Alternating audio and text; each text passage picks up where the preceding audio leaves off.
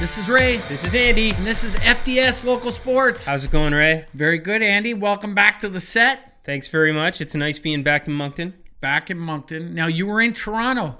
And what a crazy place to be in Toronto over the last couple of days with those two basketball games. What's been going on in Toronto? You know how I always used to bash, Leafs fans a little bit? I lived in Toronto for many, many years, and though the Leafs games completely sell out and so on, even when the Leafs were kind of doing well, the buzz, you didn't really feel it in the city. Right. It was like nobody was really a Leafs fan unless the game was going on. Right. That is not the case in Toronto right now. The whole city's on fire. Like a random Wednesday...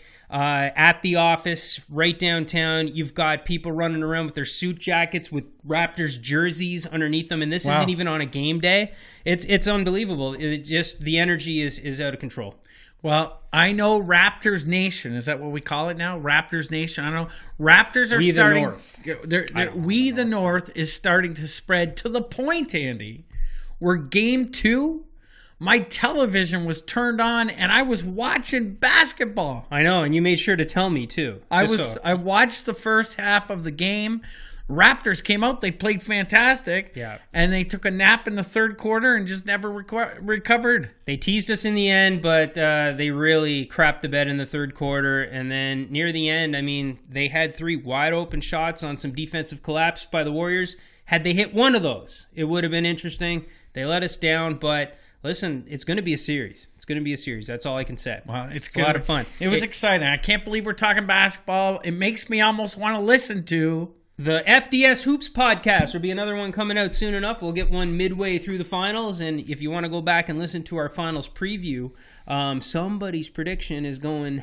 100% correctly so far. Wow. We'll leave it at that. I didn't get to any of the games. I did not. I refused to spend $2,000 to have my head touching the rafters in the Air Canada Centre. Yes, I still call it that. Did you go into the Raptor zone though? I was in Jurassic Park multiple times because I work right next to it. But during the game day, no Ray. They line up all the way out to Union Station, completely around, starting at about 3 p.m. Yeah. And to get in there, if you're not lined up that early, you're going to be in the third new section they open way up by York Street. Wow. You need binoculars to see the TV. So I preferred to watch it with, in a better setting. All right, there you go. There's a little Raptors fact for you. Let's get into some local sports, though, because that's what this program's all about. Let's do it. And Andy, it was week 5 of the MFL season this past weekend. And in week 4, we both had commented about the high scores, 3 games over 50 points scored by one team. We came pretty close to that in week 5. Very, very close. Another sort of incredibly one-sided week, showing the top 3 teams, I think. So. The teams are starting to separate as far as who's going to make that playoff run for the Maritime Bowl, and we're starting to see that over the last couple of weeks. For sure, and if you recall, now great job last week, Jeannie B, for sitting in for me while I wasn't here, but I was certainly following what was going on. I sent along a little video message from Jurassic Park, but we're done with basketball. But I don't know if you recall, I remember saying the game that I was most interested in, because week after week we were saying eventually we're going to understand the lay of the land here. The game I needed to see was the Harbor Hawks and the Mariners. Yeah. We saw it, and I think things are much more clear. Do you want to jump into that one, or do you want to start somewhere else? Well, I'd love to talk to you about the Halifax Hawks and the Harbor Hawks and the Mariners, but I have no information to give you on this game other than the fact Halifax won this game 46-16. I haven't heard from either team. More importantly, we haven't heard from Donnie Saunders yet. Donnie Mitchell. Donnie Mitchell. Donnie Saunders is a good guy, Donnie, so don't be... Donnie Saunders, we'll talk about him later on this video. So don't be offended. But Donnie Mitchell, we haven't heard from you. Hey, Mariners, we're keeping an eye on what's going on with your team. We want to hear from you, see what's going on. Make sure to send us some information, and we'll be happy to pass it on. 100%, yeah. Things are going to get real interesting here on the way into the playoffs, so let us know. And Donnie, come on, hit me up on Messenger. There you go. Yep. Let's talk about a game that we do have some information on, Andy, and that's your Moncton Mustangs taking on the Nova Scotia Buccaneers. Mustangs roll the Buccaneers 66-6. Yeah. And I'll tell you, the Mustangs are really trending up right now. And more importantly, Dan Comfort, the comfort zone. I've been waiting to see his statistics pick up. They played 2 quarterbacks in this game. They started out with Brady Newcomb, who was the quarterback for Moncton High last year. Brady Newcomb went 8 for 11, 181 yards, and 3 touchdowns with 1 interception. Great job, Comfort came on in later in the game. He went 7 for 7, 165 yards for 4 touchdowns, Andy. Look at that. You let Dan sit in the comfort zone for the entire first half, and look what it gets you. Look at that. Wow. Listen, this has been the one thing from the Mustangs I've been really looking for as far as improvement in numbers week to week. And it looks like Dan Comfort is where he's supposed to be heading into the playoffs. So great job by those quarterbacks. Aubrey Ellis and Cameron Morley, they both had good days. Ellis ran for 58 yards. Morley ran for 71 yards. Wide receivers, Leslie Green, 122 yards with 2 touchdowns. And Cam Morley was catching the ball downfield, Andy, because he received for 104 yards and a touchdown as well. Now, look at this guy. On defense, the defensive guy I really want to give a shout-out to the Mustangs is Jerome. Wow. Please try once. Tshipagindla? Sorry, Jerome. Sorry. I'm not even going to try. What do you got? Give it a shot, Andy. Shipangla? 7 tackles, 1 interception. Wow. But the guy I really want to talk about from the Mustangs, all right, Ben George. Now, this guy is doing everything he can to keep Denny Dueron down. All right? I got you, yeah. Week after week, we see Ben George, special teams player of the week for the Mustangs. Right. Last week, I gave a shout-out. Let's get Denny Dueron on the scoreboard because he's the one snapping the ball. Nobody talks about the long snapper. Yeah, so 100%. And what exactly did Ben George do this week to one-up Denny once again? Because I saw a nice little video going viral on Facebook here. Absolutely. So Ben's obviously feeling the pressure from First Down Sports he feels the pressure, the heat from First Down Sports trying to push Denny. So you know what he does this week? He sets a record for the MFL, does something that's never been done before, and drop kicks the ball for an extra point. And again, now we haven't seen the awards come out by the Mustangs yet, but my guess, Andy, based on how that video is going viral, my guess is Ben George is going to be your special teams player a week for special teams for the Mustangs again. And what about our boy, Denny Dueron? Yeah, I think you're probably right, Ray. And I'll tell you, I watched the video multiple times, and what a snap. It's the best snap I've seen. Right where it needed to be. The amount of effort that Ben had to put into that thing was negligible at that point. The snap was so perfect. In fact, I don't think I'm overreaching when I say Denny practically kicked the ball for him. Now, that said, Ben, I got a challenge for you. What's left, all right? I want to see a touchdown on a fake punt. There you go. I want to see you throw one. I don't care who it's to, but listen. Throw one or run one in. At this point, unless you score an offensive touchdown, there's no one up in Denny. That's it. Denny has got to be your special teams player. If not this week, but week 6. We're calling for it. Let's see what happens with these standings. So one other note I want to give from that game. Yep. Running back for the Bucks, Van Baden. 60 yards rushing with a touchdown. Now, last week I called him the rugby player. Right. That's actually a player from the Ducks, not the Bucks. And this kid has been playing running back at high levels for a long time, and he had a great game against a very tough Mustangs defense. Ray gets a little confused. I wish we had some more stats on the defensive side, guys. I feel like we're neglecting the defensive side of the ball a little bit, especially with the Mustangs. So shout out to all those guys. I know the intensity must have been high, and, trying to hold this team, scoreless. Do we know if that was a touchdown and then a missed extra point or 2 field goals? Are we even sure? Don't know.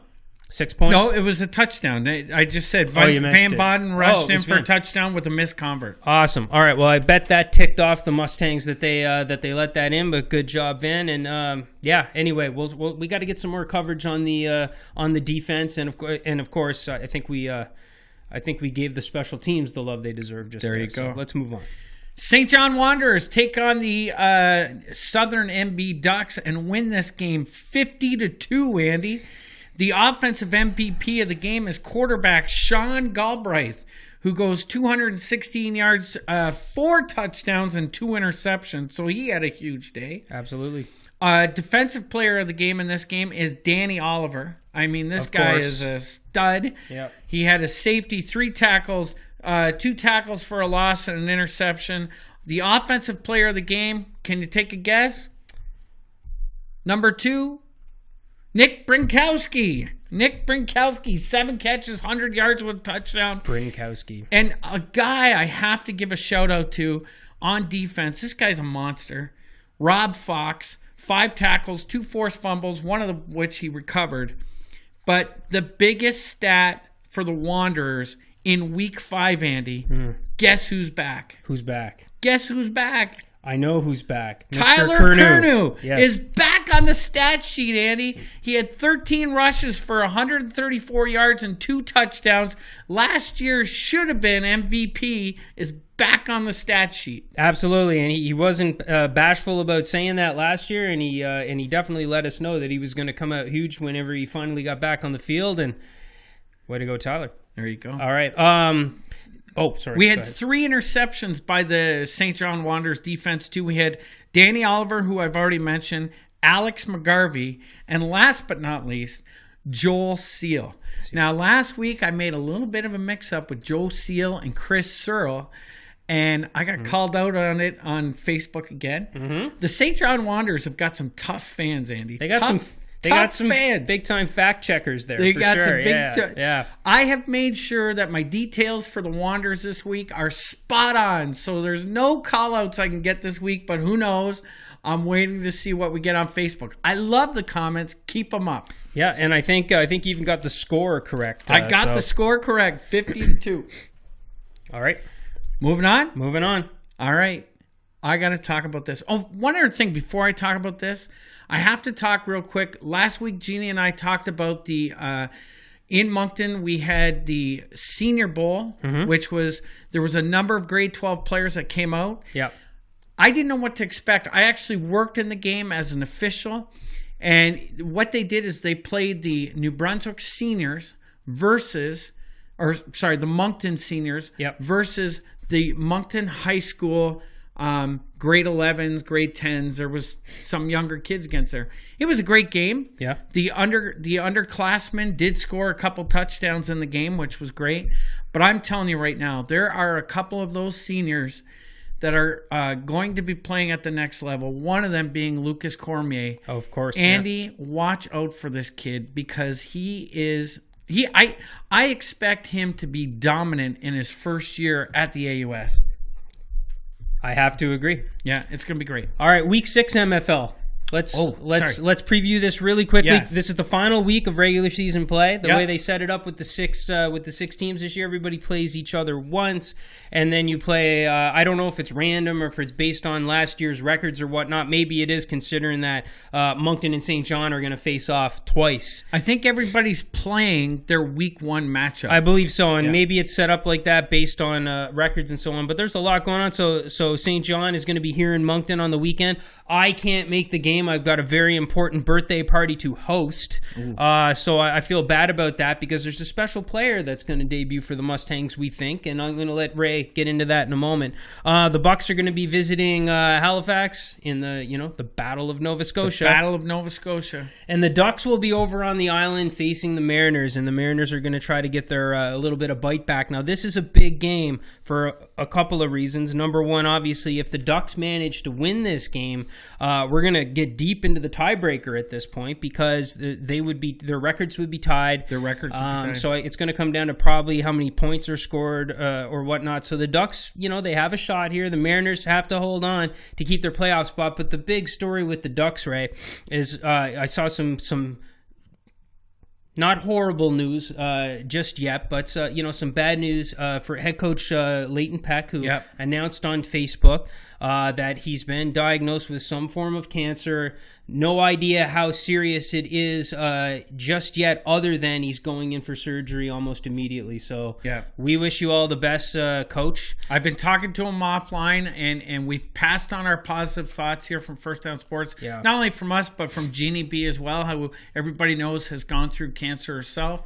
And we wish nothing but the best for Leighton, his family, and we wish as much support as possible while you get through this battle. Yeah, and our assumption is Coach will not be over on the island with the Ducks. So, boys, get out there and win a big game for Coach. Go. Big game, get out big there. game. There's a couple games this week, Andy, where that tiebreaker rule could come into effect. And the way the tiebreaker rule works in the MFL is first it goes head-to-head, then it goes least points scored head-to-head, least points scored versus common opponents, least points overall, and then a coin flip. The first game I want to talk about is St. John at Moncton. St. John is 5-0. Moncton is currently 4-1. So if Moncton knocks off St. John this weekend coming up, they could have tied records, and it's going to go to the tiebreaker. Now, I'm talking to a couple of the players from the Mustangs. It looks like the number is 8. The Mustangs need to win by 8 in order to get that first playoff spot. And they're digging deep into their pockets, into the Moncton region, trying to find some talent to help them get those 8 points. And they have recruited from Tennessee Tech, home for the summer, Andy. Yes, sir. Tyler Burns is going to be lining up for the Mustangs.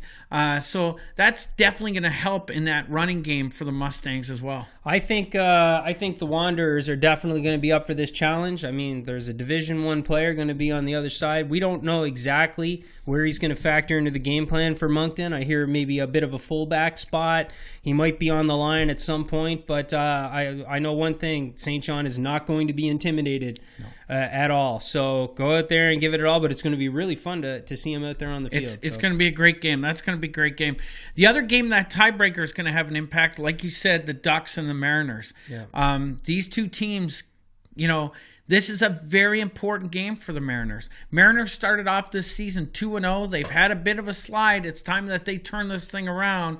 They need this victory to go into the playoffs with a positive note. 100%. All right?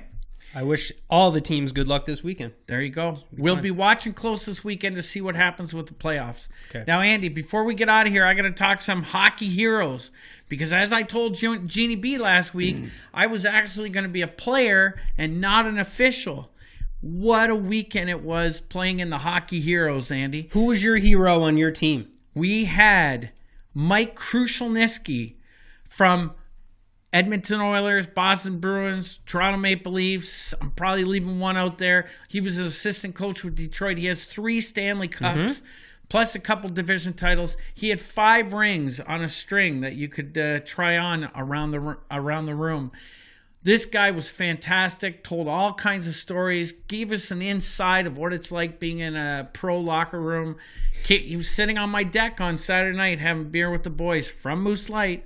Right. And it was just a phenomenal weekend. Now, did you say his last name in front of him, and did he give you the sign-off? Krushelnyski. That's how you do it. That's almost 50% different than the first time you said it a few moments ago. But anyway, right on. Our team, I want to thank everybody that donated to our team. Our team last year raised just over $16,000. This year we hit $25,563. Great job. Huge job by the Finnish Elite, which is our team name. The Heart and Stroke Foundation overall raised $800,000 from this tournament, Andy. It was unbelievable. But I got to talk about a couple things real quick. I'll go as fast as I can. There was 3 Duns playing in this tournament. Myself, my middle brother, Chris Dunn, and Nick Dunn. Yes. In the third game, Andy, no Dunns had a goal in the 2 games on Saturday. Oh, wow. Nick wasn't playing. So it was really coming down to Chris and I, who was going to be the first Dunn to score. Late in the game, Chris is on the bench screaming for my line to get off the ice with about a minute left to go in the game, and I stayed on because his line screwed me in a couple shifts earlier in the game. Anyways, I stayed on the ice. Teamwork, guys. With about 15 seconds left to go in the game, Chris says, heck with it, jumps over the boards and on the ice. We got 6 men on the ice. The puck ends up on his stick. You can see Chris thinking, should I go back in? I got the puck. I got a breakaway. Chris takes off towards the net. I catch up in the play, and I'm yelling at the linesman, too many men, blow the whistle. Ref's looking back. Chris goes in on the breakaway, takes his shot, misses the net, throws the puck, tries to hit the defenseman, put it in the net, lands on my stick, boom, scores. I scored the last goal for the Finnish Elites in 2019, and my hands were like this for about 30 seconds as I skated around the ice celebrating that goal. And there were 6 men on the ice for your goal. Yeah. So it's debatable whether it actually counts. It counts. It counts. I thank the ref for not blowing the whistle. It was unbelievable. Now, that was the most done exchange of events I've ever seen right there. All right, let's go. Troy DeWare. You know this name, all right? This guy has been ridiculed and thrown under the bus for the last year from 2018's Hockey Heroes. Right. You've all seen the video. It was on last week at the end of our show where Troy came down in the breakaway competition and completely fanned on his shot. Yeah. It was a debacle. Yeah. Debacle. Yeah. Well, Troy DeWare may have redeemed himself this weekend. He may have. Okay. Now, Andy, we're gonna do our first ever local sports reaction video. Okay, I'm gonna show you the videos. You guys are gonna see it and see our reactions at the same time of watching it. This was round 1 of the breakaway competition, and up first is Troy DeWare. So here you see Troy coming in, very similar as last year. It's the exact same move. Is that? Boom! Scores! Troy DeWare! Redemption! Man, that goalie did not do his homework. That was stride for stride the exact move that you guys were ridiculing for last year. Got lots of wood on it this time, though. So, well done, Troy. I'd say not kind of redeemed yourself. I'd say you totally redeemed yourself. All right. Well, I got more to tell you about redemption. Do you know why?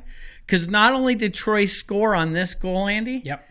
He went on and won the breakaway competition in 2019. Out of all the people in the signed up for the event, Troy DeWare is your 2019 breakaway challenge winner. Well, you know, for the amount of teasing that he had to put up with because of that video that you guys just wouldn't let die, he deserves it. Well done, Troy. Total redemption. Zero to hero is the new phrase Zero for to hero. Troy DeWare. I like that. That video will be at the end of First Down Sports of his championship goal, because I got one more video we got to show, Andy, before we get out of here. Okay. And you know the video that we just talked about with Troy DeWare? Well, there's another video that you need to see. Okay.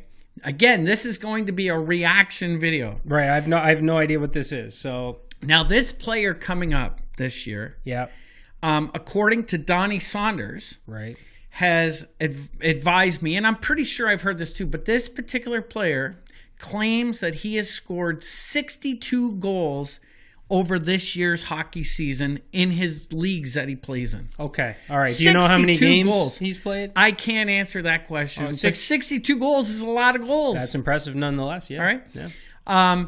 And this guy wanted to lead the Finnish Elites into the breakaway competition and see what he could do. Well, here we go.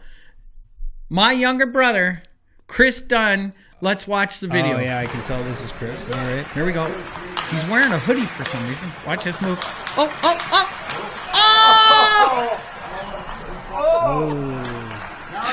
That's a long skate to the boards right there, folks. That's a long skate to the boards. Might have tried to do a little too much on that one, Chris. Are we going to watch this one more time? You want to watch it one more time? Let's watch one more time. Here we go.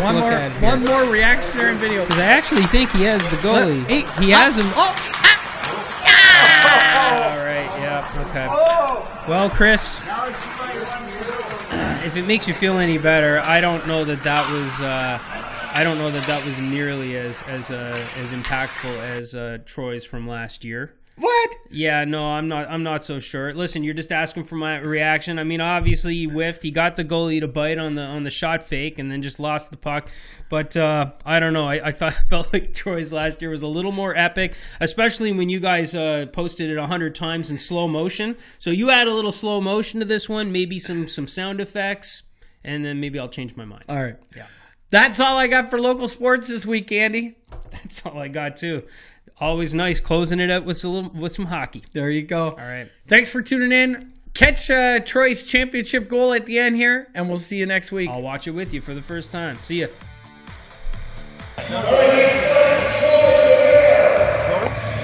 Oh my God, he looks gay. Look at the fucking gay guy. Oh, my phone froze. Hey! Troy to win! Woo!